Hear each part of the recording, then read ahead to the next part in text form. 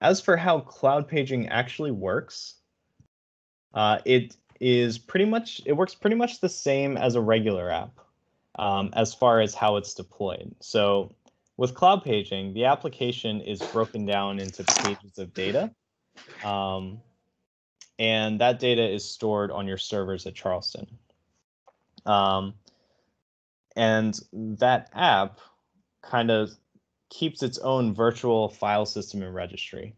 So if you think about the way a regular app does things, when you run a normal app installer, it writes files, it writes reg keys, it adds things to the environment variable, it runs scripts if it has any to run, that kind of stuff.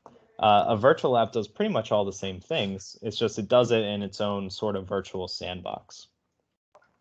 But with cloud paging, it's displayed to the system as if it was a local app. So it lets us do things like launch it from the start menu. If I look at my program files, I'm going to see Audacity here as well. So I see an Audacity folder.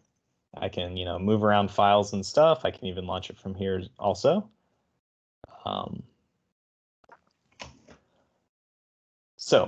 But this Audacity folder is not actually here. What the cloud paging player is doing is it's tricking the operating system and displaying that, and then it's intercepting calls so that when I click in here, the player is displaying these things to me. Where the app actually is, the app sits on Charleston's paging servers that users make a connection to. So my player right now is connected to our demo servers.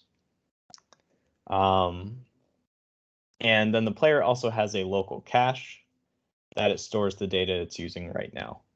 So that's gray on gray, so you probably can't see that too good, but by default, the player's cache is in program data.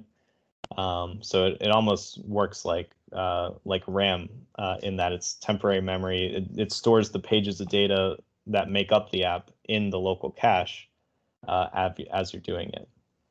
And then as you do things in the app, it grabs the data it needs from the server, and it's just efficient enough at doing that it behaves like a local app.